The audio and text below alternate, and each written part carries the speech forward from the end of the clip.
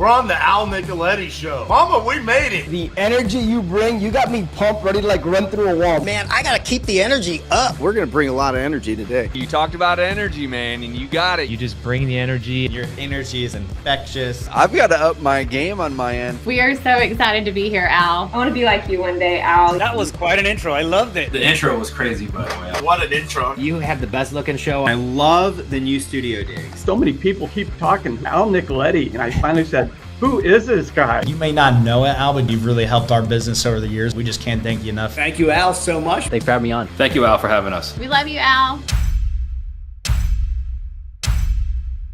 So grab your notepads, grab your pens, because on March 5th, we're back.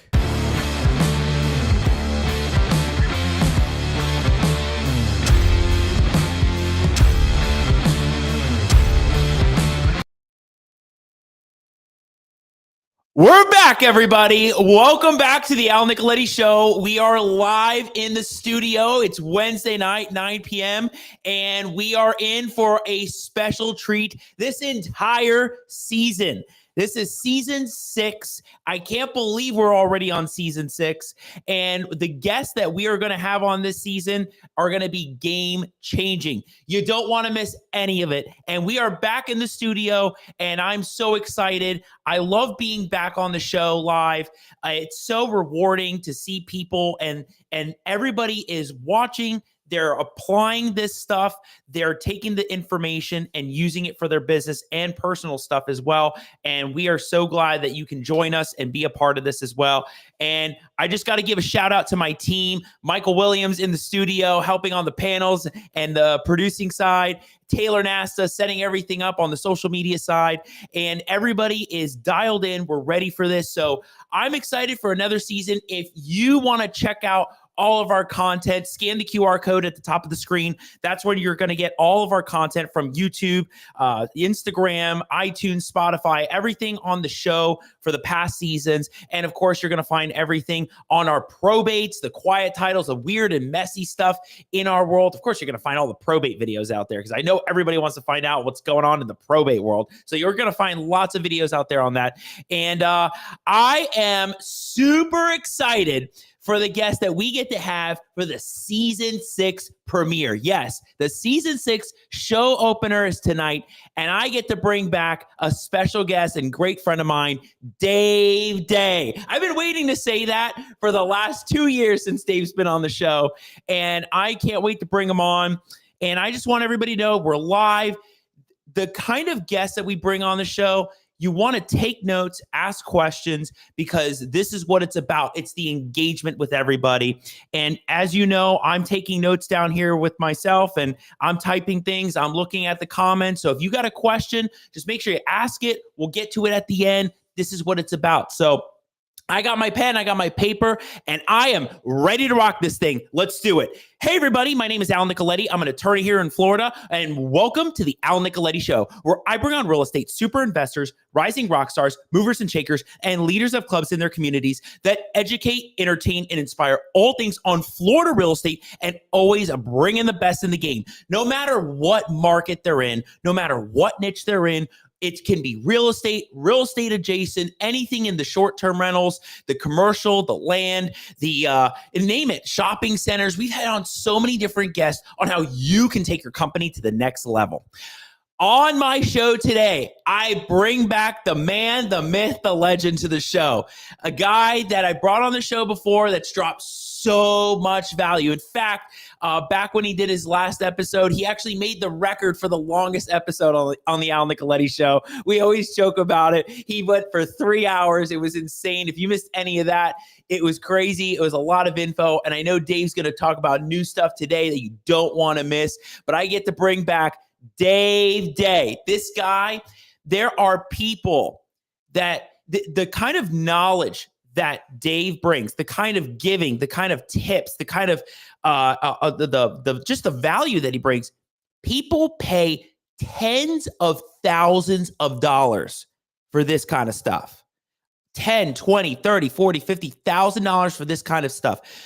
the experience that he brings and what he's been through, you want to pay attention to this. This is game changing, and he's going to help you navigate way through this market in 2025 and beyond. This is what you got to pay attention to. So I'm honored to have him. And without further ado, let's welcome him back. Dave Dey, look at this guy. He looks amazing. Wow, man. First of all, your hype video at the beginning and the music, I had my air drums going. This was awesome, dude. I got to tell you. And you said you've been waiting 2 years to bring me back. I'm pretty sure you were tired of all the conversation from the last one, but I'll tell you what, I've always enjoyed watching your show. I've always enjoyed the guests you bring on, and I'm so excited to be back. Thank you, Dave. No, and I couldn't wait to have you back on because of what you talked about on the last episode. So many different things. I remember seeing even the comments on the YouTube channel and how people said what Dave talked about in this episode. People, they didn't learn that from any of the other coaches that they paid for to get that kind of knowledge. So we're excited for you to talk about this today, man. This is going to be fantastic. Dave, we got to break this down. What have you been up to since the last 2 years, since that episode? Oh, dude. This has been just a roller coaster over the last couple of years. From the business side to the personal side, you know, you know what happened with my brother and the stroke that he had, and then that really took me through a good bit of 2024 where I was off the scene because I was caretaker and that was the only thing I was doing. Thank God I have such a great network, you included. You know, you guys helped fill the slack, and it was such an awesome thing to know when the going gets tough, the real comes forward. It's not just the social media, it's the real, and you were one of them. So number one, thank you so much.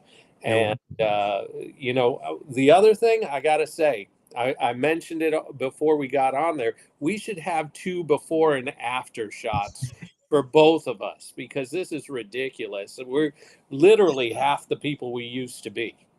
Yes, and it's amazing watching your journey. I remember I walked into Ivanhoe's Sub 2 crew meetup, and I was like, "Oh wow, Dave is like, it's amazing." I mean, you transformed, and you look amazing. And you're jacked, dude.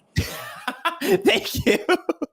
I mean, the thing is, and you could probably talk to this, is that when you make those transformations and you make those monumental moves, it changes your mind. It changes your visions and your abilities to now go after different things and your desires. So you probably feel like a completely different person, not just on the personal side, but even what you want to achieve on your business end and how you feel mentally.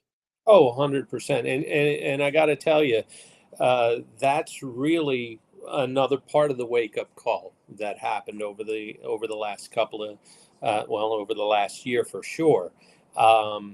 You know, you can make, lose, you know, all that other good stuff when it comes to this business, but if you neglect the rest of your life, whether it's socially, whether it's personally, whether it's health wise, all of those things, family, if you're not wealthy in those areas, this doesn't matter. And I got to tell you, that was a huge wake-up call. We're right now, we've made some serious life moves. I've moved from the East Coast of Florida to the West Coast of Florida, and that's actually just happened. You see this looks like a blank wall. It's because we're actually staying at an Airbnb. We're homeless, literally. How about that? You got a homeless real estate investor, but it's not really that.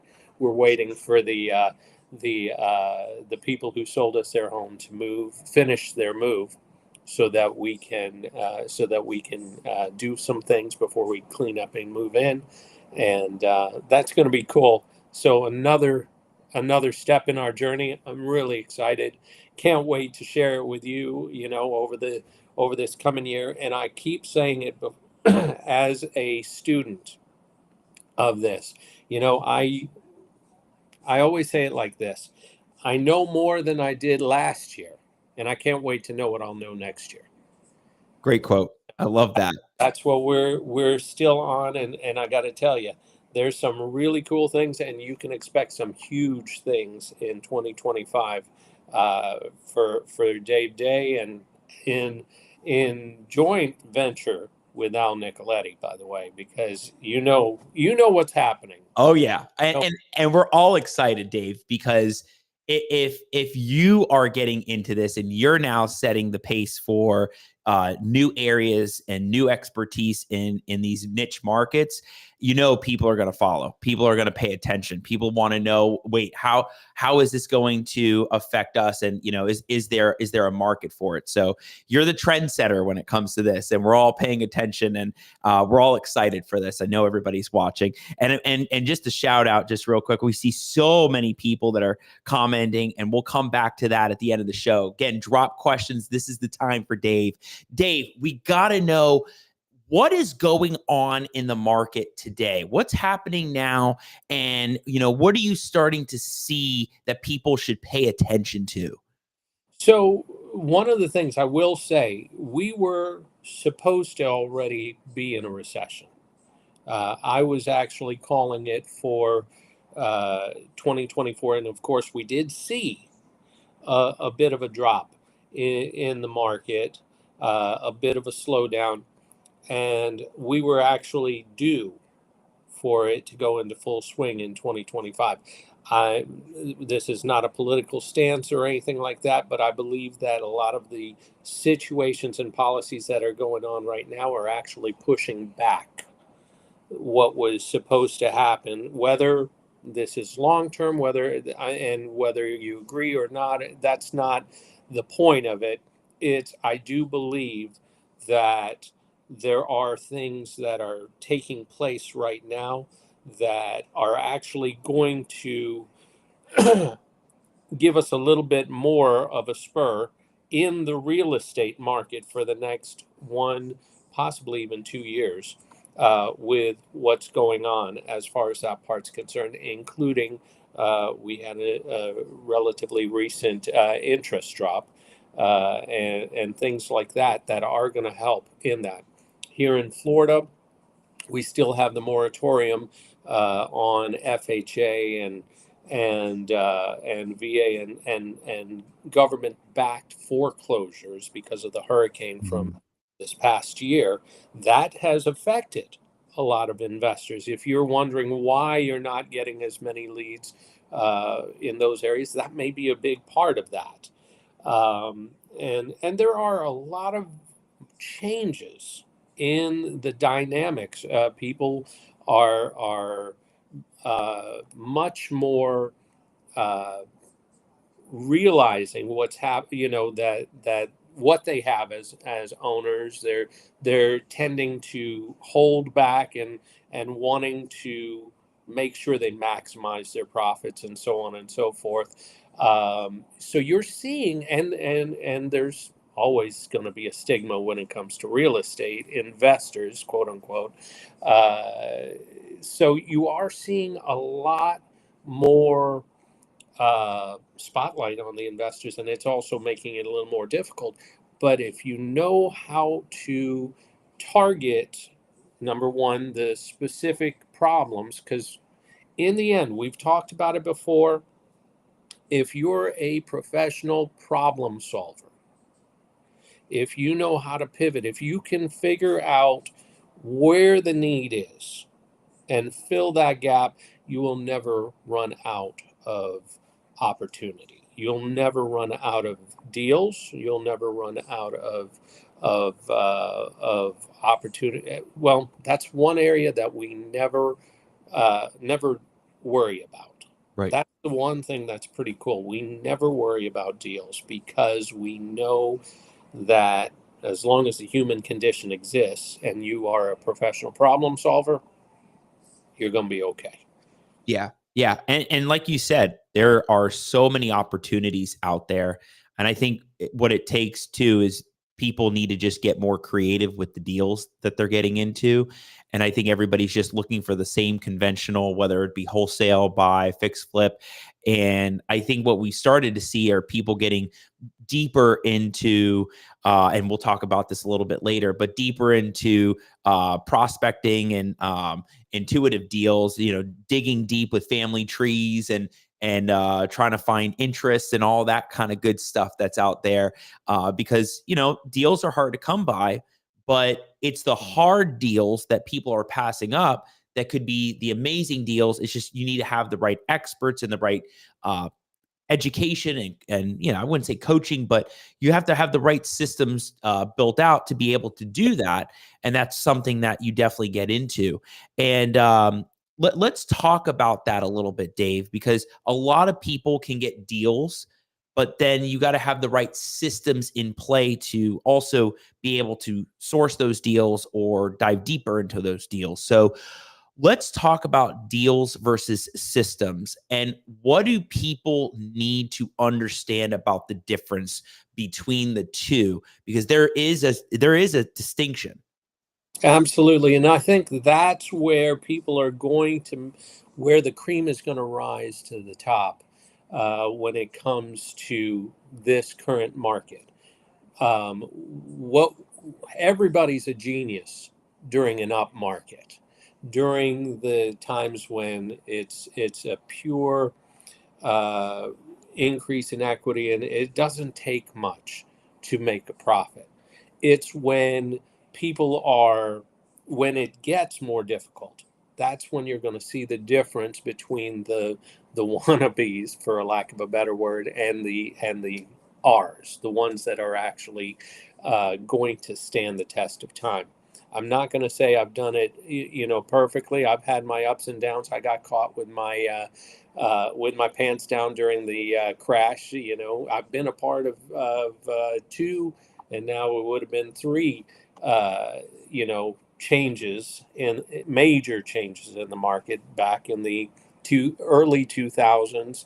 And then, of course, the big boom and bust in 03 through 07 and then 08 through 14. And now we were starting to see that market change. And you started seeing people leaving the market. You saw a record number of wholesale companies and investment companies actually disappearing from they were growing big and huge, and then all of a sudden shutting their doors. Yeah. And what is it? It's when these things actually, this is where the rubber meets the road. And the thing for us, and you brought up that wonderful point about the difference between deals and systems. This is the cool thing. Deals are not difficult to get, and deals are great. But deals, I don't care how good they are, how big, how large the spread, they spend quickly, and you got to do it all over again. So deals, it doesn't matter how good a deal is. It doesn't actually get me excited. I'm sure I'll do one and it pays the bills. But what gets me excited is when I see an opportunity to build a system, which what I mean by that is something that I can go back to the well over and over and over again. Wash, rinse, repeat. Wash, rinse, repeat. That's when you know that it's great. And what we'll talk about, I'm sure you may have more questions in regards to that, but what is the difference between the deal and the system? It's one time versus all those other times, but it's also, so how do you determine a system? For me, there are four keys to a system. You can either get them with the seller,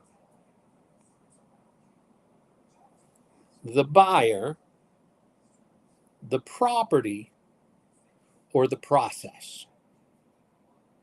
And this is great, Dave, because we're let's break each of these down. Absolutely. Yeah, we got the time for you. We're making the time. So these are four, starting with the seller.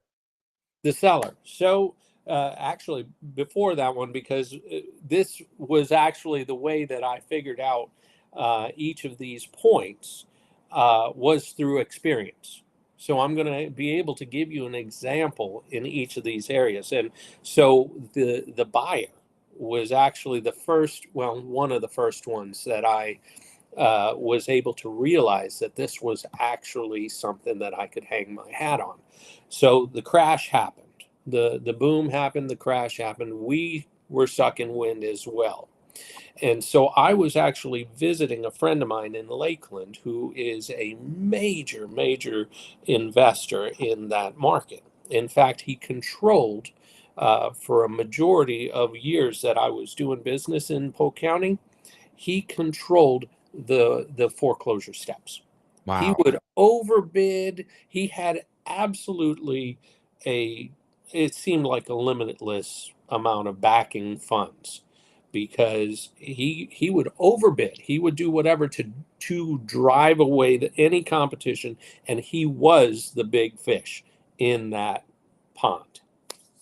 And so I was visiting him. I don't remember the reason for that particular time, but while I was there, he was on the computer bidding on property. The auction was happening, and I just kept hearing him cussing. So he was just having a hard time, and he lost 3 in a row. And he wasn't trying to lose. This wasn't one, I'll let it go. No, he lost 3 in a row. And I was like, what's going on? And he says, it's those darn funds. They're coming in and they're buying everything, and I can't compete. And and then he lost another one. And so I hadn't even heard about that at that moment. I was so busy sucking wind that I had not realized what was happening. So I went home after meeting up with him, after saying my goodbyes. I went home, went straight home, pulled up my computer, went into public records. And you know me in public records.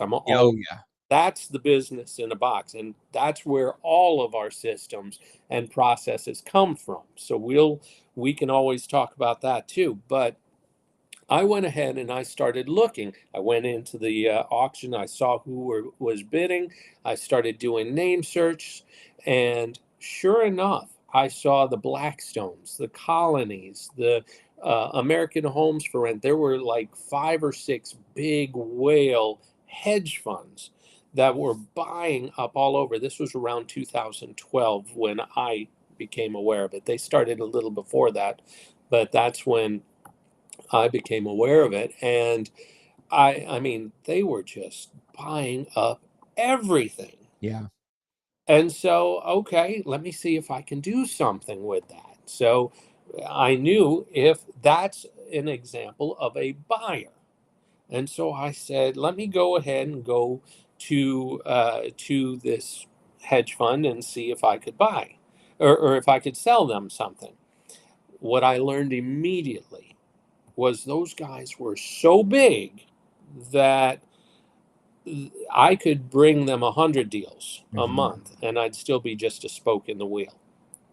And so I decided to pivot a little bit. I saw that there was the big whales, but I noticed, just like, and you were mentioning about what we do and people start following the lead. Well, the same thing happened with those hedge funds. For every whale that was there, there was a bunch of little fish that were trying the same field. And by little fish, we're talking about 20, 30, 40, $50 million funds, but nowhere near the size of Blackstone and Colony and the rest of them. And so they were buying, but they were buying, Colony and Blackstone, and those guys had specific criteria. They had to be 3-2, 4-2, 2-car garage, block homes, certain year in certain subdivision, et cetera, et cetera. They had a specific buy box. These guys needed to pivot themselves because they couldn't compete. So if these guys were buying 3-2s, 1990s or newer, 2-car garage, These guys would say, we'll do 1980s, 1970s, we'll do 3 1s, we'll do one car, whatever. So we could do the same thing, but not have to address them.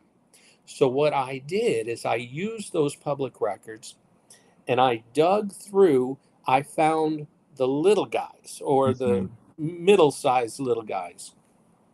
And again, all this is public record. I went there, I'd find their names, I'd get their addresses, I'd go to Sunbiz, if Secretary of State, you can do this in any state, really, and looked up the companies, looked up their contacts and their home office, contacted them, asked them who their people were that were handling, because of course, let's say Blackstone's in Connecticut or wherever they were, Delaware, but somebody's here in Florida that's running the show, right, or in this section or this section. So you call home office, you ask for whoever is running the Central Florida market, and then you contact, and you literally, when they give it to you, you have built your own referral. We'd contact them. John at home office told me to give you a call. Much easier than just saying, I'm calling you because I want to sell. So by doing that, we were able to build rapport with these guys, and we presented ourselves as a boutique wholesaling company. And we had a sales page and everything where we presented that we know you're investing in the Florida market. We understand that you are you're looking for it, but here's the thing, you've got all this competition. What we're willing to do is bring you, and only you, your specific criteria, off-market properties, et cetera, et cetera. We had various degrees of success, and then we hit this one company, and they had very specific criteria, and they wanted all this, anything that we could get them under their exact buy box. They had a management company. They needed to make sure that it would meet those criteria. So they had a construction company, rehab company.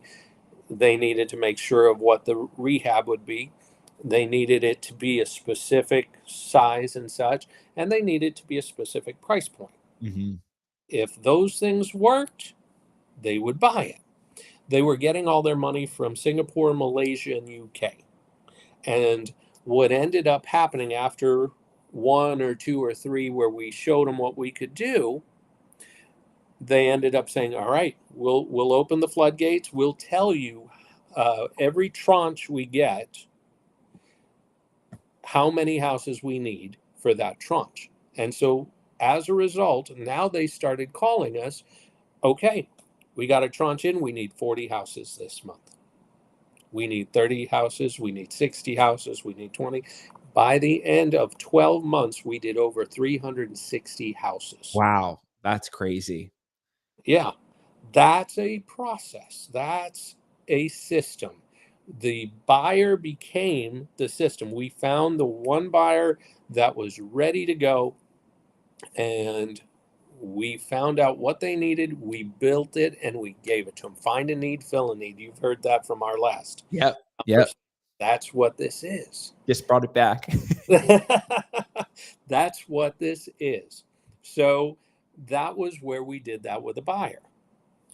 On the seller side, and this happens for us usually every 1.5, 2 years. It's not around every corner, but you have to keep your eyes open. And more often than not, it happens by accident. Okay. The next one that came about was we were actually looking through, and I actually call this, I do a presentation sometimes on this. I call this the cream of the crap. The cream of the crap. Yeah. Or one man's trash is another man's trash he can make money off of. So you gotta love the Dave Dey quotes. This is great. It's always a classic. So what happened was of course, we know there are some great areas of town and there are some not so great areas of town. This particular day, I had found a multifamily property, a triplex, in a not very great part of town. It was actually on the edge of a little cul-de-sac that was nothing but multifamily up and down that cul-de-sac. Wow. So if you see one of those, you usually don't even want to go during the daytime, let alone at night, sort of thing. And there were a lot of boarded windows through some of those multifamilies and so on. But I found that triplex, bought it for $10,000, sold it for $30,000. I'm happy. Doesn't matter where the deal comes from, it still spends the same. And that was a deal. But I figured, let me go ahead and pull in Uncle Carl.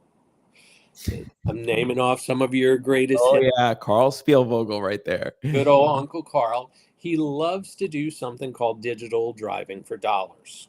He uses his GIS map and he goes through these areas and he'll click on them and he'll look for pain points, i.e. tax delinquent and different things like that.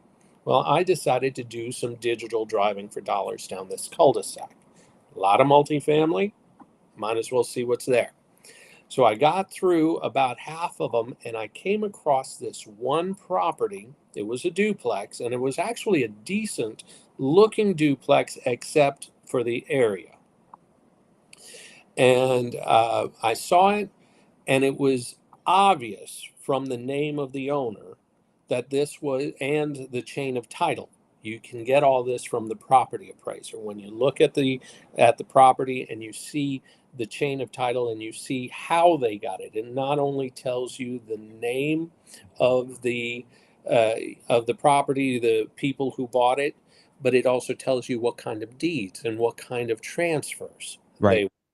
And so based on the name and the transfer, I was able to see that this had been a property that had been bought by a certificate, one of those certificate buyers, someone who bought the taxes, basically the tax lien on the property. And nobody paid the taxes. And then they ended up going to tax deed. Nobody bid against them. And they ended up with the property. Are you seeing why I call this the cream of the crop? Oh, yeah. Yes. Yes. See, they just were, nobody wanted it. And here's a great property, but nobody wanted it because it was in a horrible area and all that. Well, one thing I know, and this is experience talking, most of these certificate buyers don't know what they're getting. And when they end up with it, they assume it is crap and they don't know what to do with it. And so they just had left it there. So I looked up the company. It was a company out of California, an actual hedge fund again, but turned out they were the largest certificate buyer in Florida. And when I looked them up, there was the owners and such, and I asked to speak to the department that handled their real estate and these properties that were held by them. I spoke to the guy. I said, look, I noticed you have this property. I didn't want to say duplex or, anything, because then they'll see dollar signs. And right. Like I said, they don't know what they got most of the time. So I said, I noticed you have this property on this street that I have other property on. Was wondering if you'd be willing to, take some money for it and just send me a deed. Yeah, that was the actual start of my deeds for dollars. Oh, this deal. This was the actual start. He said, okay, how much are you willing to offer? Well, I looked through the chain of title. I saw that they had actually bid $5,300 at the tax deed sale. Nobody outbid them. So I think I'm shooting for the stars, I say, would you take $5,000 for this? And he said, would you do $5,500? No, not even blinked, So I'm about to buy a duplex for $5,500. I said, can I call you back? I need to speak to my associate on this, John. And so we hang up. I do my happy dance because I'm going to buy a duplex for $5,500. I tell John, we're going to buy a duplex for $5,500. But then I think, wait a minute, let me look and see what else they got. And so I popped their name into the property appraiser. Sure enough, they had like 5 or 6 other properties. But here's the thing. They had another duplex on the same street. Wow. That's crazy. Another one. Yeah, on the same street. So I call him back. I say, you know what? We've agreed to go ahead and do that, $5,500. But would it be okay if I just send you 11, send you another $5,500? I noticed you had another property on the same street. He said, let me check with my boss. He probably did his happy dance because another piece of garbage was leaving his portfolio. But he calls me back. He says, sure, send the 11,000 and the quick claims, and we'll go ahead and get them done. That's how these guys do it. It's no title company, no nothing, but you're going to get a deed, dirty title, whatever. That's where we came up with deeds for dollars. And so I went ahead, did that. In fact, I figured now that we own 2 duplexes, I might as well go and actually look at them. So yeah, make sure you know what's going on with that. So I had seen a little bit on the title, when I did my own name search and my own title search on that duplex, the first one. It was pretty beat up. It had code enforcement, all those things. I sold that duplex to the same guy who I'd sold the triplex to for about $14,000. So I'm already in the black. I'm already just in the profit because I've spent 11 on both. So I go actually down that street. I look at that other one, and I wasn't noticing any code enforcement. So I said to the guy, or I went over, and I noticed. Now here's where you know that something's off, because the ACs are still there. That's usually how you know if it's a good area or a bad area or something. But the ACs were still there, and one was running. Wow. So what was happening? Why was it? Well, I knocked on the door because somebody's obviously in that duplex. And this guy comes to the door and he says, who are you? I said, well, I actually just bought the place. I own this place. He said, oh, thank God. I haven't known who to pay my rent to since the tax deed sale. Can I pay my rent to you? Wow. Like, what's your rent? He said, $550 a month. I said, yes, you can. You can pay me, no problem.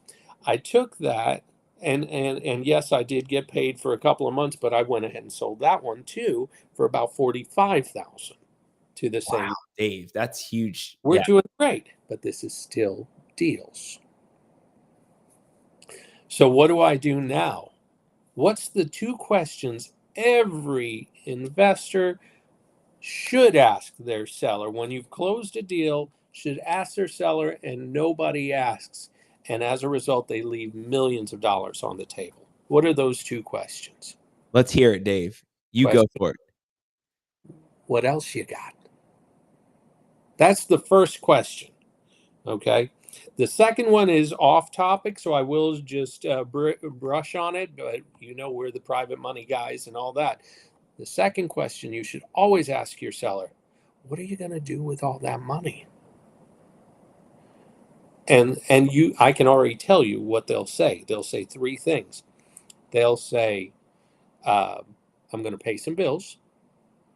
I'm going to do something nice for the family. And I'm going to invest or save the rest. That's what they're going to always say. And so you're going to say, okay, so you're going to save or invest the rest. What kind of a return are you getting? They'll always tell you something about a CD, 2, 3, 4%.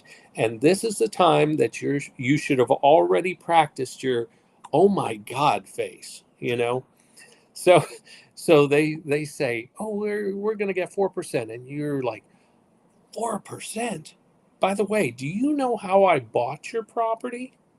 Actually, somebody else that I had solved their problem decided to back me in buying this property, and I gave them 8%. Mm-hmm. Would you like to hear more? I have converted more sellers into private lenders as a result of that. That's a nugget for you, because I'll tell you what, raising private money is not 90% credibility, 10% property. It's 100% credibility. And then all you do is keep your word. But you will never be at a higher credibility standpoint than you are right now. You have just put money in their pocket as a buyer. You had just bought their property. You have kept your word in buying their property. You have proven yourself a deal maker by closing on that property. You are at a high level of credibility. So there you go. I'm telling you, that right there will make people hundreds of thousands, millions of dollars with that one trick, if you will just ask those two questions of your seller. So this was a hedge fund. We're not going to get private money from them unless they want to do that as a separate business. But I'm going to ask them, what else you got? So I say to the guy, so this went well. Really appreciate doing business with you. Let me ask you, if I can find some more of your properties that makes sense for me, can I just reach out to you and let's do the same thing? He says, I'll do you one better. I'll just send you the list. Whoa. He sends me a list. There's 188 properties on that. All in the same county, or just no, all in Florida? Wow. 188 properties. So we got the list, and what do you think we did? Oh, you did the same thing with all of them. We put a contract on every single property. We did one contract. Their list became our actual Exhibit A for the list of properties.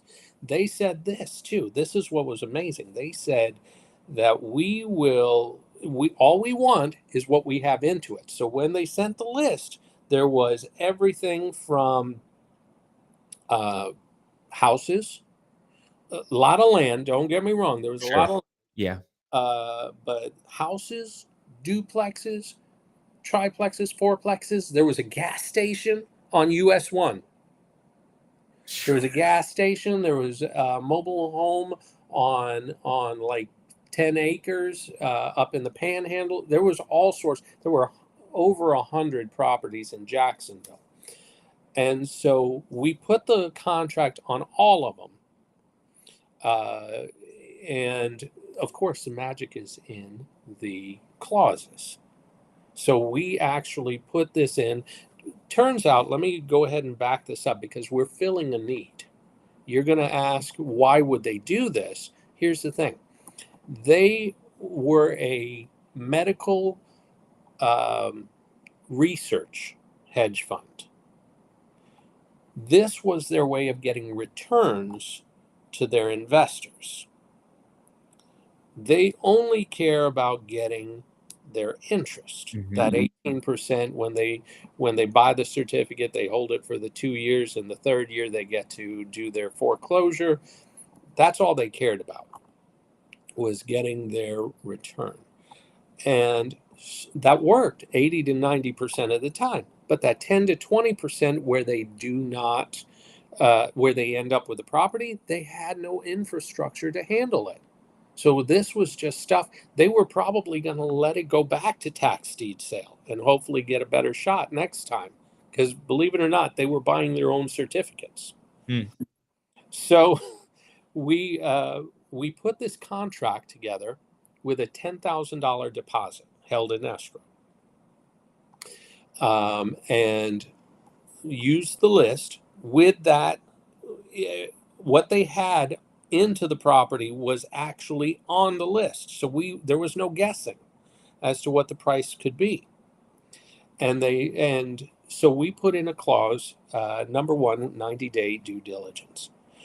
During that 90 days, we could cherry pick. We could actually go in, see which one we liked. If we liked it, send them the deed, send them exactly what was on the list. If it was 3,000, 5,000, whatever, and they send us the deed back. And after the 90 days was up, we would give them our final offer. They had two choices. They could accept that final offer. We've already cherry picked through and all that other good stuff. Mm-hmm. Or they can agree to partner with us. There's no leaving the contract. Just either accept the offer or partner with us. We'd actually sell the rest, and they get what's in there. We get the money over it, and we were exclusive in the clause. If anyone tried to go to them apart from us, they would direct them directly to us. And so different clauses along those lines. And when we did that, we got all of them under contract. So what do we do next? We took a road trip. And we went to every single property on that list. We had permission to enter, access, and do all that. And so, by the way, in Jacksonville, our record, I don't think anyone's ever going to beat it, is 42 properties, inspecting 42 properties in one day. That's a lot. Yeah. It was. And Dave, what kind of condition were the other ones in compared to the duplex and the other multifamily ones? So various levels of rehab. There were some that were absolute dogs, and there were some that were just sitting there in pristine condition, just because they were in a bad area of town, and or of course this was around the 16, 17 people were still getting out of the crash, so people were hesitating to buy at the steps and stuff like that. So there were a lot of things like that. For example, we went to that gas station. That gas station, I learned one of the most valuable pieces of life lesson that anyone could ever have. If you ever see a freezer that has not been plugged in and working for over 6 years, and it says live bait, don't open it. Oh gosh. Not a good experience for that. It will change your life, buddy. That's all I'm going to say. But I digress. We went through and looked at every house. We broke in because we had the right to access. We had a lot of locks we bought, changed the locks, inspected each property, bought hundreds of bandit signs, put them out. We priced every single one, and we had a very scientific approach to our pricing. Whatever we felt like at the time was it, so we named some ridiculous prices. We sold 2 duplexes in Jacksonville for 20 grand. Wow. Yeah, all sorts of numbers like that. And then back Facebook Marketplace wasn't a thing. So what we did was we actually Craigslist, Backpage, all these ad sites that basically are the marketplace now. We put them out, and we just fielded calls. And what we presented was, here's these ridiculous prices. You can buy a house, a 3-2 block home for $12,000. Didn't matter to us. We were buying it for $3,000, and so we would give them. They had to deposit $2,000 with our attorney, non-refundable. Doesn't matter title this or whatever, non-refundable, 48 hours to send the rest.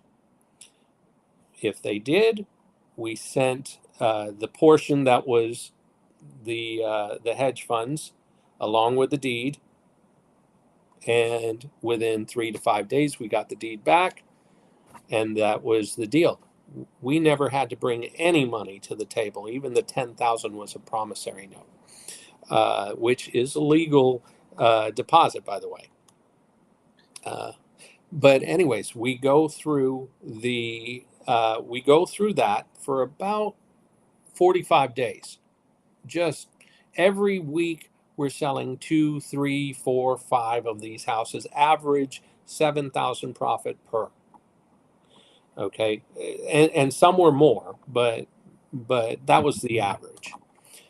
And everything was going great until the representative from the hedge fund contacted us and says, "Can you make it go any faster?" So, okay, we can do that. We didn't change our model at all. We just combined them. So instead of sending them 1 or 2 at a time through the week, we waited 7 to 10 days and had 10 to 15. And then we'd add another 3 or 4 for us. And so we ended up with some free houses, by the way. And we said, well, since we're giving you a package, it's got to be at a discount. And so let's say we had 12 houses. We'd say that'll be 20,000. They're happy because to them, it's not about the property really. This was bonus that they were getting. Mm-hmm. It was getting it off their portfolio. And so it's still solving the need. Out of it, I actually still have a townhouse in Jacksonville that I got for free. And when I went to the house, there was another guy in there. And this gentleman was an older gentleman, is an older gentleman, and he's like, I don't want to move. I said, what's your rent? He said, $450. And I said, well, at $450, I'm not doing anything. Just so you know, you better know that you're responsible for yours. I have been getting from 2016, 17 till today, an auto draft on the 3rd of the month that still just pays me from this free house that we got. When we got to about the last 20 or 30 properties, we ended up having, it was starting to slow down.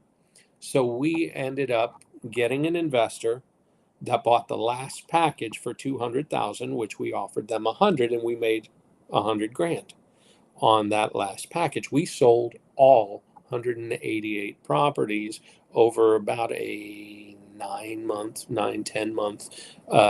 place. And like I said, over 7,000 profit per. So it's over $1 million profit on that. Yeah. That's a system. And they were so happy they sent us another batch of 77 the next year.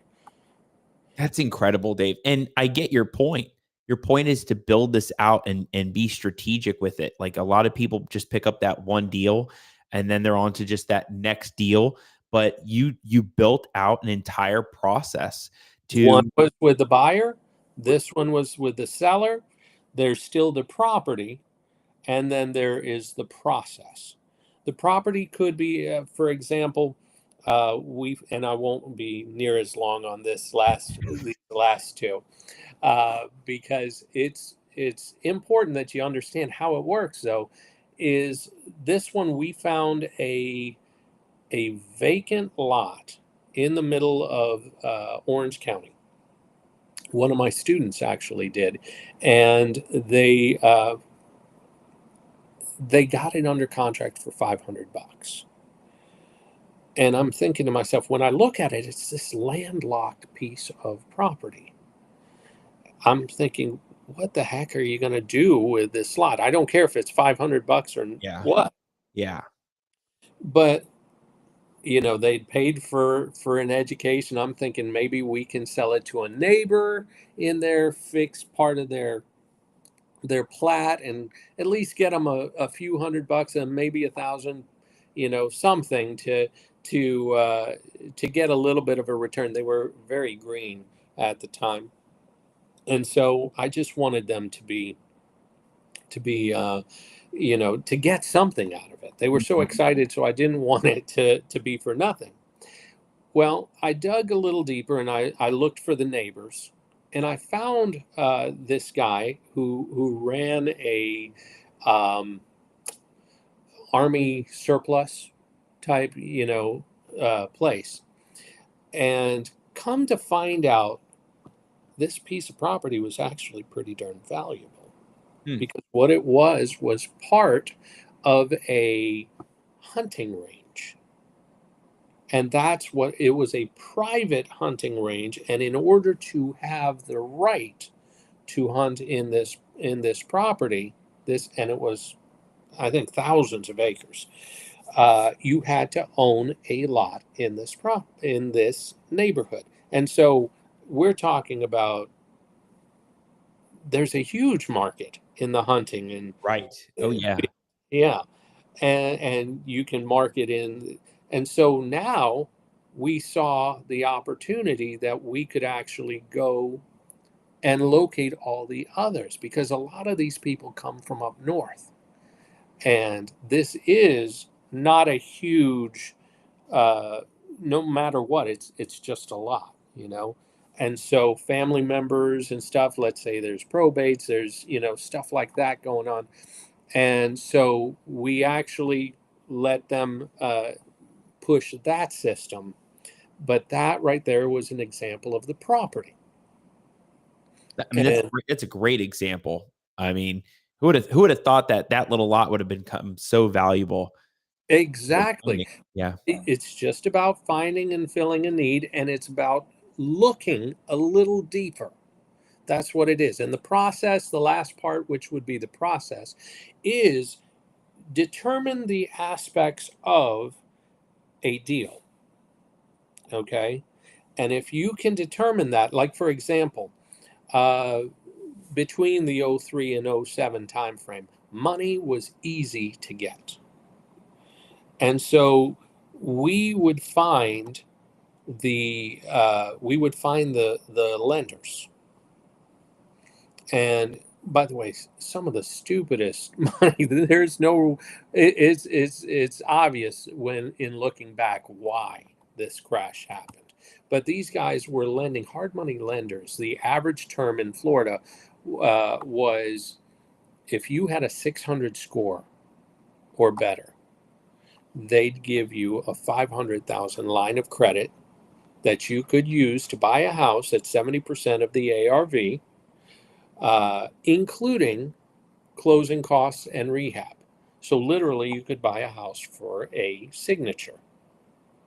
That's all it would take. Okay, great. So we built up a relationship with the lender, and we would get the people qualified. We would give them a property to go along with it, and we were building it out of the process. And so now, finding the properties, as long as they met the criteria, we knew the appraisers, we could get the pencil searches done, we could know before we even present the property to the people that this was a property that would make us $20,000, $30,000, something like that. Hey, Cliff,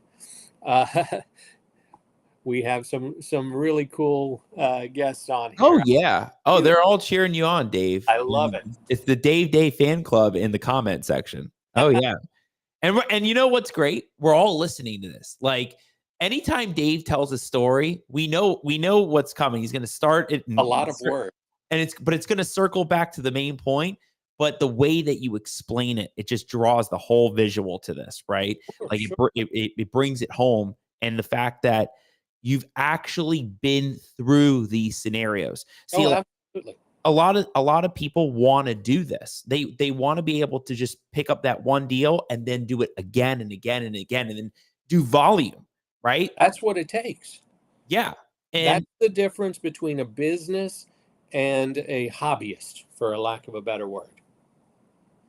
Yeah. And that's what what I'm trying to present to you guys is something that you can do in your own business. It doesn't have to be just, I mean, I know one of the guys that I believe is probably on the call that right now he's investing in property in Indiana or Ohio, I think it is, one of them, and he's buying them for cheap, and then he's turning around and selling with owner financing. That's a system that you can start to build, and that's phenomenal. There are ways that you can use the process. You can use the property. You can use the money. These are the things that you can do. Look for a way that you can create a replicatable system. That's what this is all about. So with that, go ahead. It's so true, though, because I feel the same way with probate. I feel like you can do it with really anything. And by the way, Dave, you brought up the two best lead sources for people to find without even saying it, because those two I mean, the first one was the foreclosure part with the hedge funds, right? They were buying up the foreclosure auctions and being, you know, it doesn't matter really which side you're on. There's opportunities. It could be opportunities either side, but also it's foreclosures and then the tax delinquents. And, you know, a lot of people will ask me and they'll say, hey, Al, where do we find these probates? Like, where do we find probates?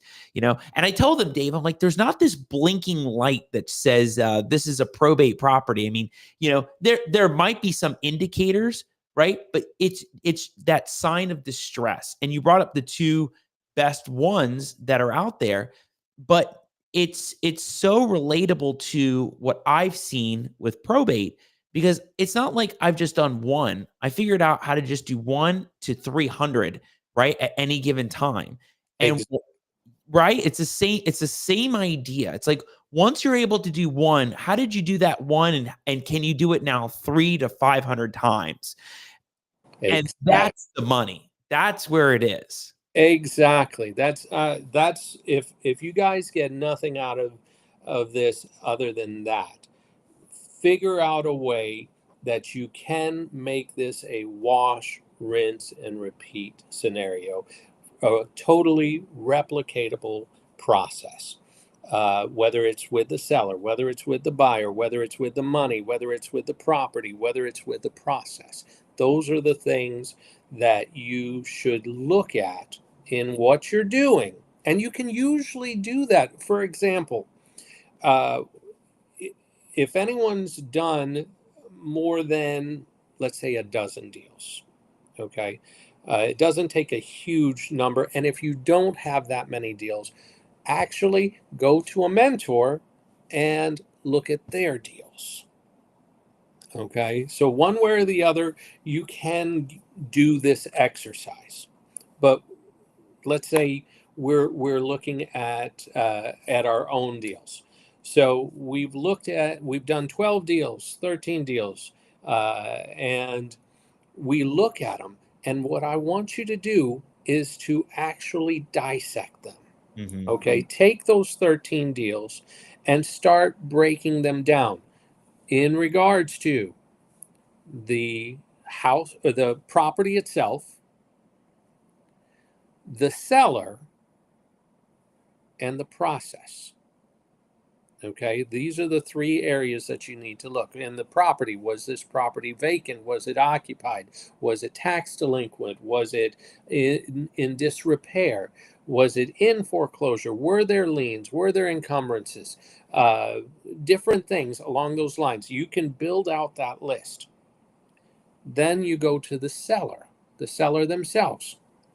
And you look and you say, was the seller over 50, under 50, over 60, under 60? Were they living in the property? Were they living in the same city, in the same state?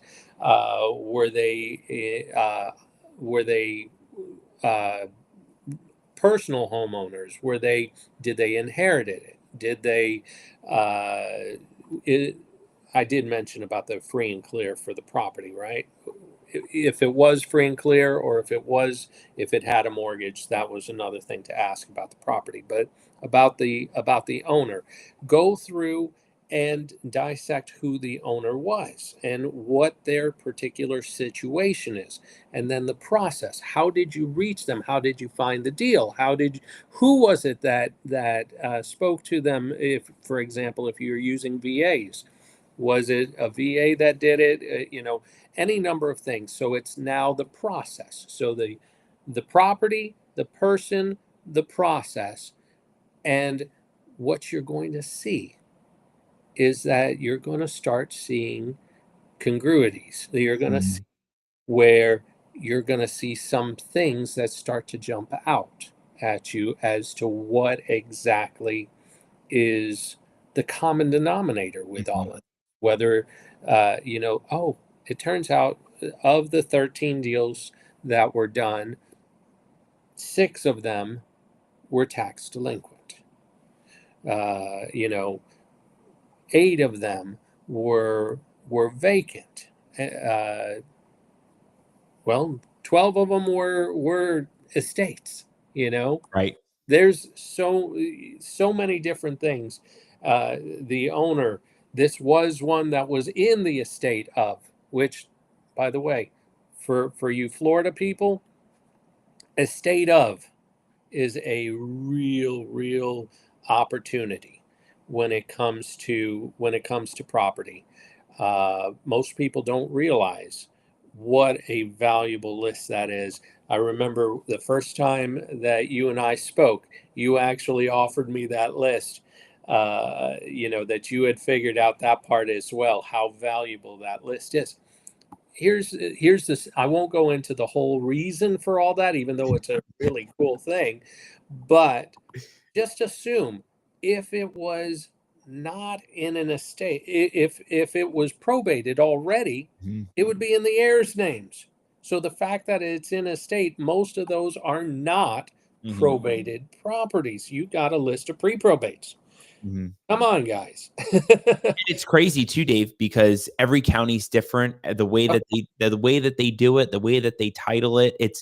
And again, there's so many indicators out there of opportunities, of distressed properties that are just sitting, waiting for somebody to do something, waiting for somebody like you, Dave, to fill that need, to give them that offer, to find out what's going on. And the fact that you're able to explain this stuff and showcase it is really big.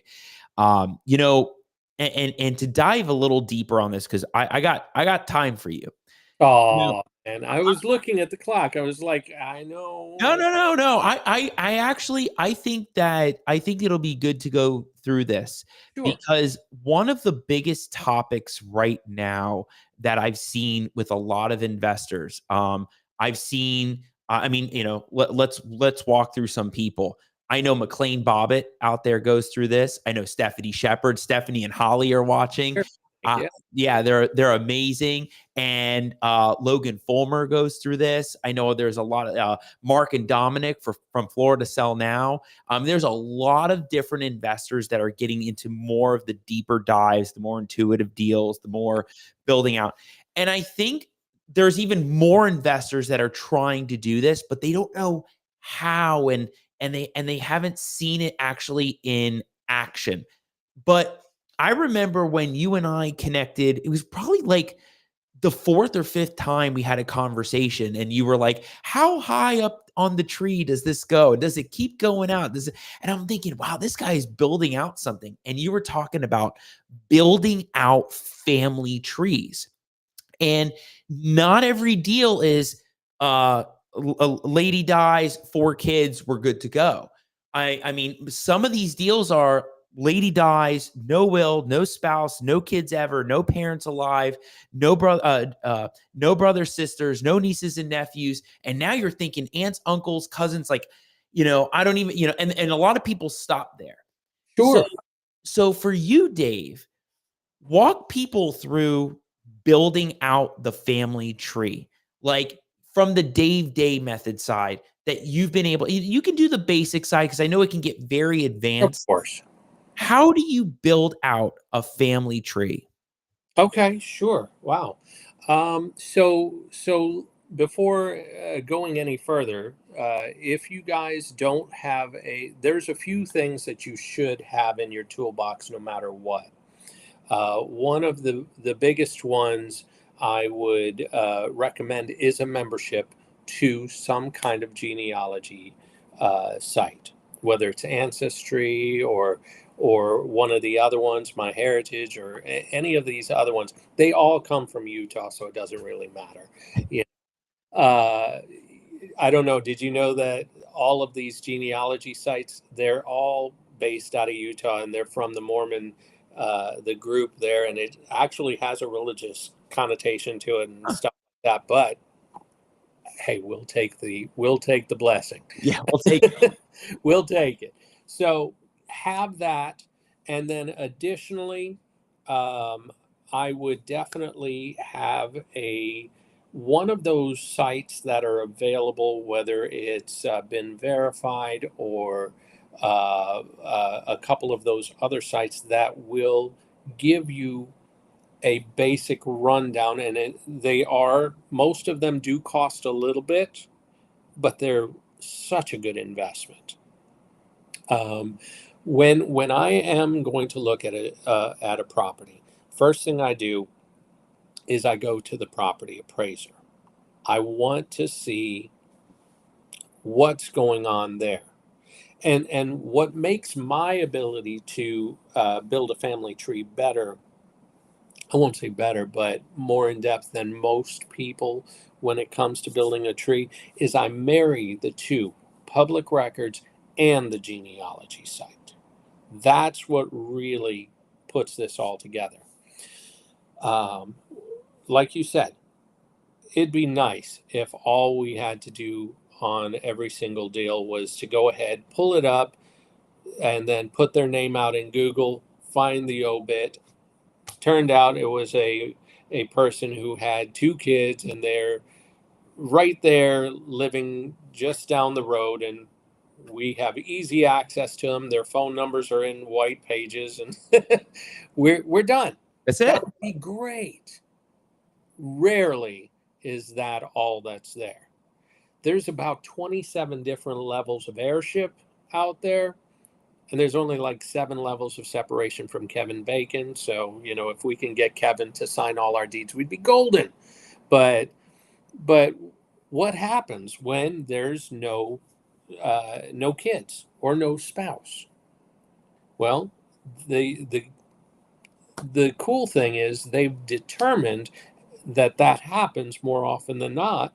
And so they've created a system, the laws in all of these states. It doesn't just happen in Florida. Florida is just the heavyweight champion when it comes to public records and ease of access. But it's all doable. It doesn't matter if you're in Ohio or Alaska or wherever. It's still there. And so the chain of heirship usually is the same no matter what. You've got, first, if someone passes away, it goes to their spouse. If the spouse passed away or they weren't married, there's also the kids. And of course, we know that there's all the rules when it comes to, homestead and all that stuff. We won't go into all that, but let's just assume it goes to the kids. If they didn't have kids, now what happens? Well, here's the cool thing. It goes up to the parents. And this is where it's interesting, because it could either just go back down to the parents' kids, which would be the brothers and sisters of the decedent, or if they were an only child, it's got to go up again. And this is why the trees can actually build out, and the branches can build out, so you end up with cousins or uncles or nieces and nephews and cousins twice removed and all that other stuff. So you got to start somewhere. I start with the property appraiser. I look at the estate of, and I see if there's anything in there that indicates, like, for example, if they were married when they bought the property, it'll have the person and the person's spouse on the property. If I got that, that already gives me a head start for when I start to input in the tree. Then I go to one of these sites, like Been Verified and such. This will give me the chance to look on and see many. Been Verified's my favorite. You hear me saying that. That's my favorite because they're very good at a couple of things. They're very good at death information, and many times even more so than the high paid skip trace tools. And then they're also very good at social media. That's a very unused tool sometimes. I found the obit when I couldn't find it in Google and in what's the other obit site, legacy.com and stuff like that. And yes, these are sites you can check, but even with those other ones, I found them on Facebook. I found the notices, and they, in many cases, actually build out your family members in sites like Been Verified and such.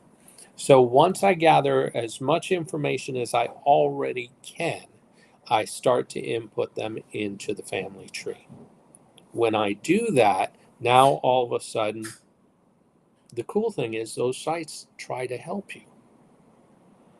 And so they will often give you hints and such. Many times, here's one major nugget about them. You can't always trust them.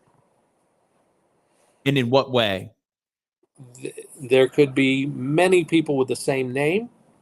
They could have mixed, because remember, this is not a perfect system. It's an algorithm.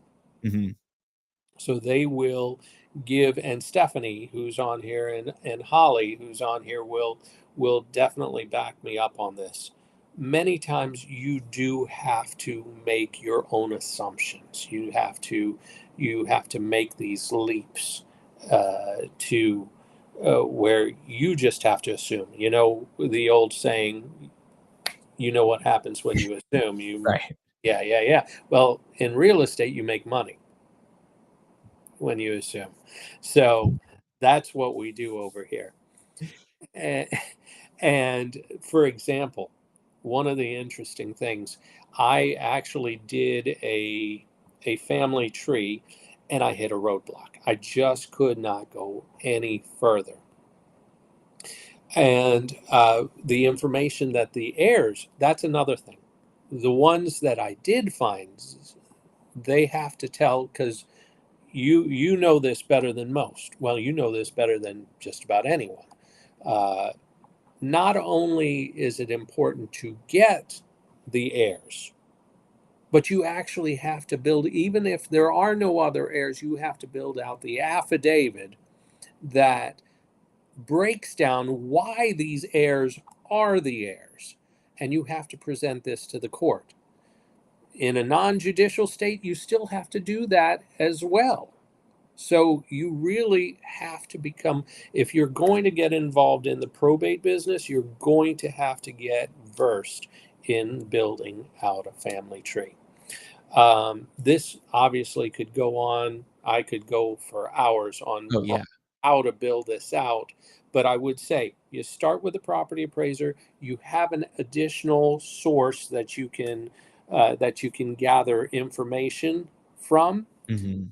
Then you fill in the blanks on the property, on the ancestor site, whichever one you use, and you try and build from the hints as well. And then from there, there's always going to be times, especially when it's a harder process, that you're going to hit a roadblock. Don't be afraid to ask for help. Yeah. That's one of the magic things. There are many times I hit a roadblock. I'm going to call Stephanie. I'm going to call Holly. I'm going to call Carl. Yeah. And there's even a community in those sites that you can also reach out to and stuff like that.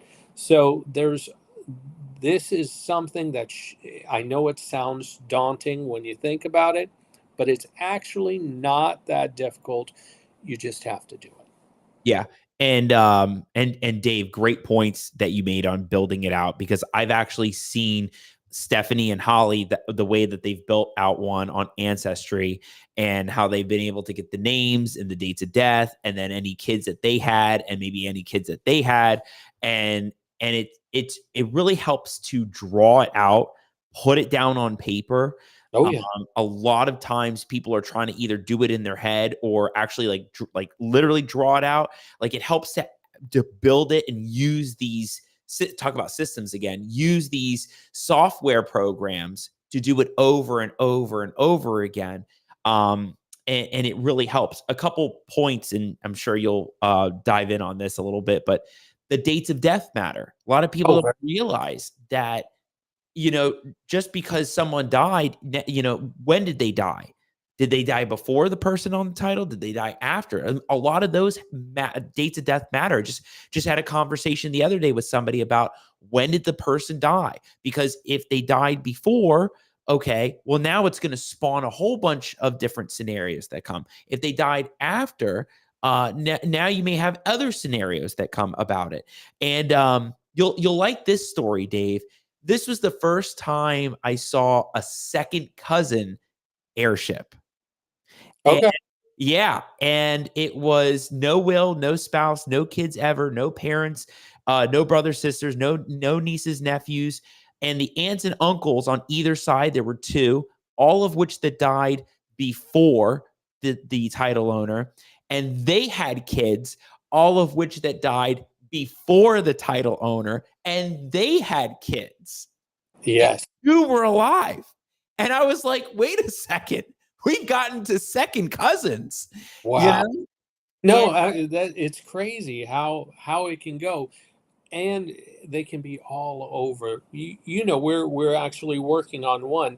The heirs are all in Missouri, and that's one side.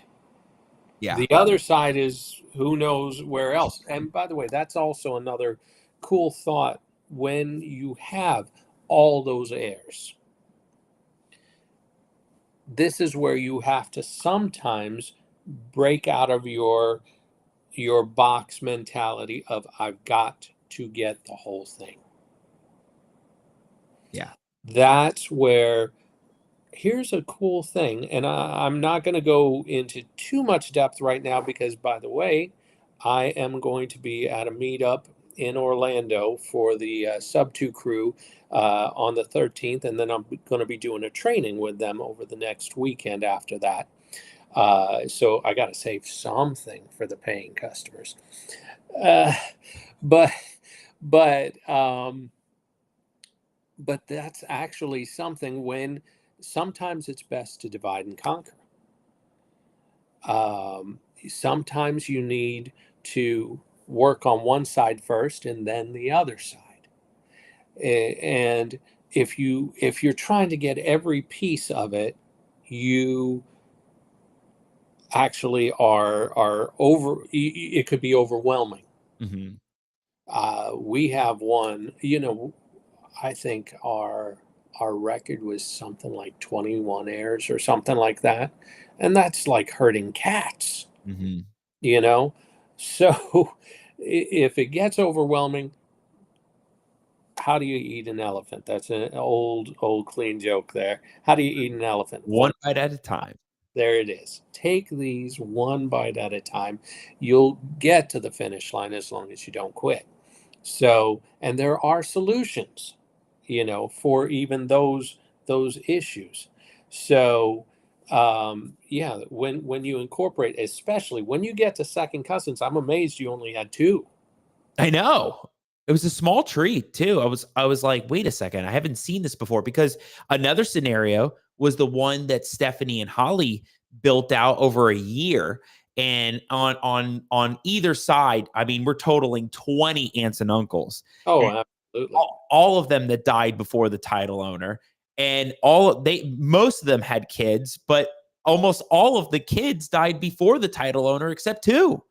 Oh. And it's crazy. But the thing that you're really drawing out is, and you're bringing to people's attention is, you got to map this out. You got to use your resources. You got to leverage these software systems, these companies that actually have the data that can help you try to put it together the best you can. Because like we talked about, at a certain point, you got to get a affidavit. You got to actually now have somebody map that out. And another wild story too, I've told a couple of times, Dave, is we had this one file where, even the genealogist said that there was nobody, and everybody thought, oh, well, great, we're done. We went down and up and out and down and up and out and nobody.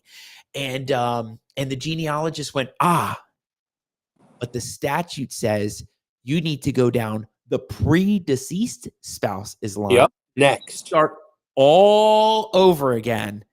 And everybody was like, wait, what? And that's what it says for Florida.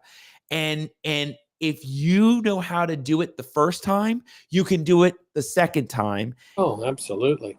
Right. And so this is helpful. This is super helpful. No, absolutely. We've had it where there was no obvious connection.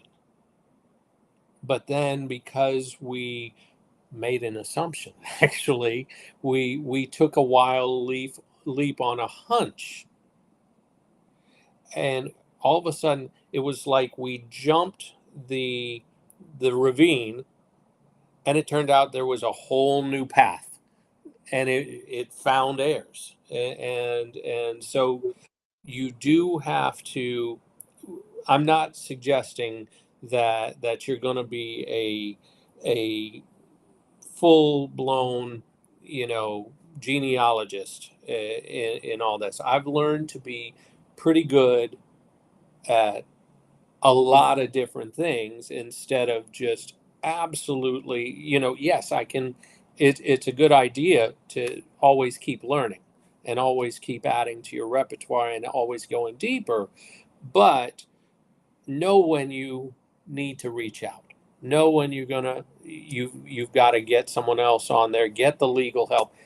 My most important reason for my attorneys is to throw stuff against the wall and say, Al, you get texts from me at all hours, and I know you probably get tired of it, but no, I'm ready for deals, right? Ready for it. Yeah, no, but that's what I'm like, Al, I got a situation. What do you think about this?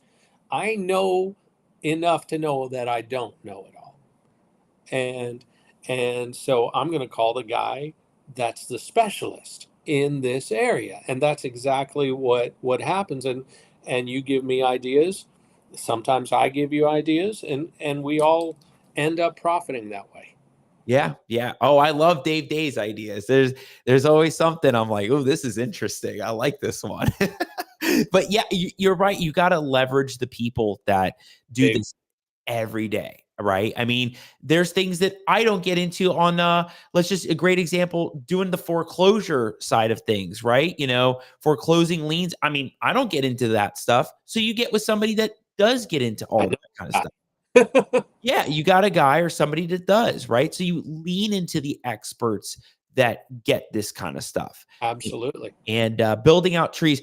And again, there are so many people, and I wanted to bring this up. There are so many people that are starting to get into these types of deep deals, and some that are passing up these opportunities because they don't know how to build them out, and they're still doing it on paper and getting frustrated.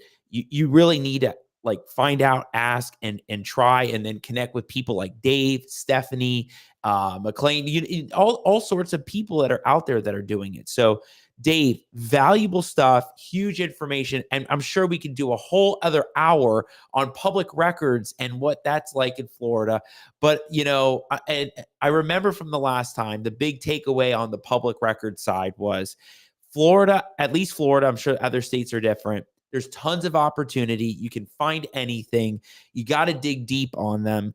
And I know you're a huge proponent of the data that's out there and leveraging that and cross-referencing.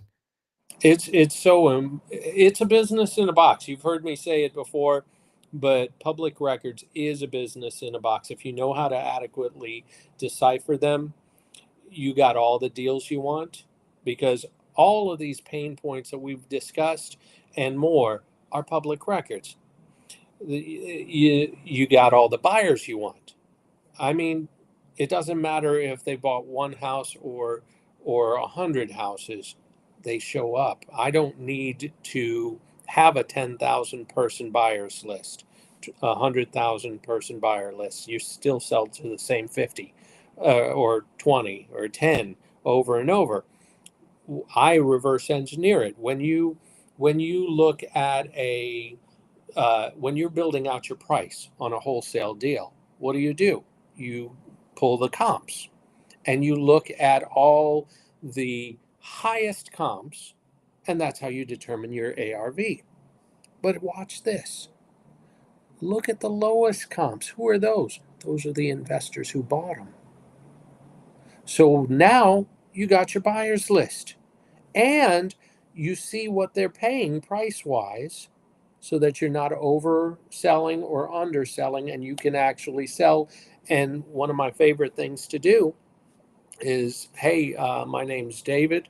I see you bought that house on 123 ABC Street just down the road from my place over on 234 ABC Street. And I figured before I put it on the market, I'd give you the old friends and neighbors discount. And what do you think? I've sold more properties that way without having to have a buyer's list. So you got the sellers, you got the buyers, and you even got the money to put it all together. It's all public records. I don't care if it's Bank of America or John Q. Moneybags. They still want to have some kind of collateral, and it's always recorded in public records. So if you know how to use it, there it is. The data is key. That's part of the process. Yeah. Yeah, it is. It is all in the data and how you can organize it and put it together and leverage it and get with the right people that can help you. You can't know everything, so you got to get with the right people. Absolutely. Dave, awesome stuff tonight on the show. Love having you. Always loved talking with you. Always love learning from you. And you're always getting to deals that other people are not, and you bring that experience. And always happy to have you back on the show, man. I love it. Dave, we have a couple signature questions for you. Just right at the end, I want to make sure I give you the full Al Nicoletti Show experience. So, and let's not wait 2 years to do it again. Correct. No, we're not going to wait that long. What are the biggest challenges you face in your industry as a real estate professional? Isolation. In what way? Isolation. We are so often a one-man show when we do this, and it's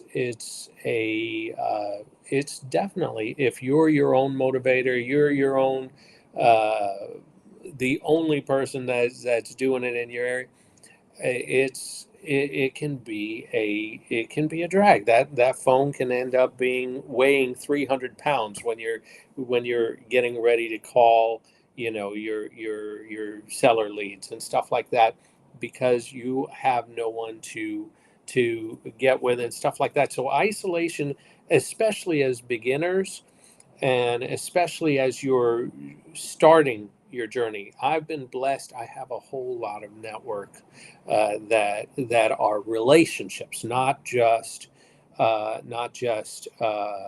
associates and stuff like that. I've built some really great relationships over the years with some really awesome people. Stephanie, Holly, yourself, Nisha. Hey girl. These guys are here to support me, and I couldn't be more blessed. It's because I did reach out, and they reached out to me, and you guys. This is not. Life is not meant to be a one-man sport. This is, and really, if you really, I can honestly say, and this would be my answer to this, every level that I have achieved in this business, I can absolutely attribute it to a relationship I made. So find your clan, find your field in this business, and make connections. That's really going to be one of the greatest keys to your success here. If you're an island in this business, you're not going to last that long. Yeah, and I totally agree with you on the business side, because I'm thinking of so many different experts and services and people that I've recently connected with that are helping the law firm side of things and helping it scale, because it wasn't there before. By making that one connection, now we're able to help solve a problem and fill a need for something we didn't have before. And we'll have guests on later in the season that people will see that these things can be game changing to help your business. And that one connection, that one expert, that one person, couldn't agree more, Dave, can really change how you do it. So you really got to come out of that box that you're in, right? That you need to come out of isolation. 100%. Whether it's in the family tree, whether it's in the probate, whatever you're wanting to learn, there's somebody out there that is willing to teach it to you, that's willing to help you with it. So don't be afraid to reach out. Yeah, absolutely. I'm curious about this question. It's a signature question, but I'm even curious about it because you've been doing this for so long. I know you have a TC and you have a team, but how do you stay organized yourself with the deals that keep popping up? I mean, what's the Dave Dey method on the organization? I have an assistant. That's for sure, because no, I am not organized by nature. Now, funny enough, and this even came up earlier today. I think I was talking to Mo, who's on the call too, and they were bringing up addresses, and I had no idea what they were talking about. But when they said the person's name, there it was. I had it. I knew exactly what the deal was, and all that. Cliff, actually, it was Clifton that I was talking to, who's also on the call. So for me, it really is knowing your strengths, knowing your weaknesses, and so I hand that off to my TC. Exactly, and I make sure that they wrangle me. My brother is what I tell people: if you really want to get me and you want to get something done, include him in the call, in the text and such. I'm the guy that's the visionary, the people, the what can we do next sort of thing. So if it were up to me and the organization, don't even bother asking. I'm not the one to ask. It would actually be my brother, who is the integrator, who is a data gatherer, who is very good at organizing and keeping things, and my TC, who tries her best to keep me in line.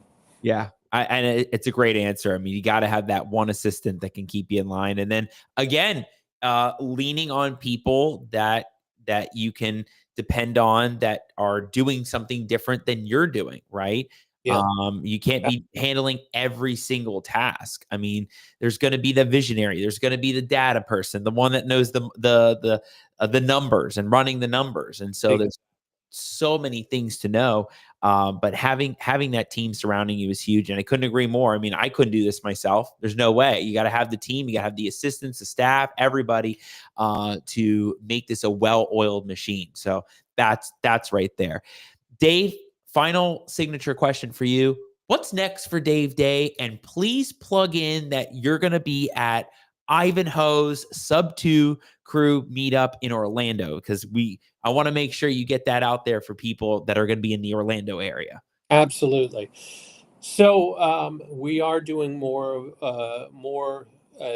that we're still doing, of course, and we always are inviting people into our network. If you have a problem that is something that you don't know how to handle, if you have a deal or a system or a process that you are needing help in building out, feel free to reach out. This is what we're here for. This is where I'm telling you, some of the best opportunities, like that one, they were completely green. They didn't know what they had. I didn't know what they had with that hunting range and stuff. But when we dig together, we can find gold. So by all means, reach out. That's where I shine, is if you do have a deal that you don't know what to do with it, give Dave Dey a call. As far as, and yes, we are actually, there's a couple of things that are in the works right now. And you know about this, that there's going to be waves made over the next few weeks and months to come over this, over 2025. And so definitely keep your eye out for some really cool things happening here. So on the 13th, I am going to be speaking at the meetup for Ivano Alvarez and the Orlando Sub 2 crew. Shout out to my guys over there. Awesome group over there. You know that. Oh yeah.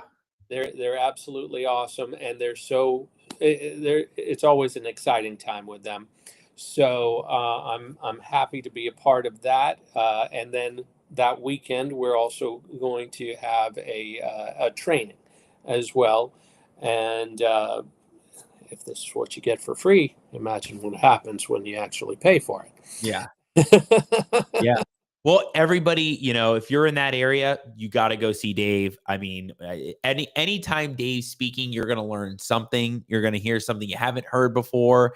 And it's always an exciting opportunity. So you got to go check out the Orlando Sub 2 crew meetup if you're in that area. And then the Saturday event. I mean, I remember seeing Dave teach with everybody at the last one, and a great value that's in that kind of stuff. So Dave, amazing. Like I said at the beginning, there's people that would pay thousands of dollars, to hear this kind of stuff, the tips, the knowledge, the expertise, the experience. I mean, there's nothing like having that experience to shed light on others of what you've been through and how they can succeed as well in this business. So I love that you got to come on. I was so happy you got to be the season 6 premiere episode guest. You did it. I love it. Dave, as I do at the end of my show, I do a segment called Final Words, Final Thoughts. Any lasting impressions you want to leave the audience with? Any last words for everybody? So as I do, final words, final thoughts, Dave Dey.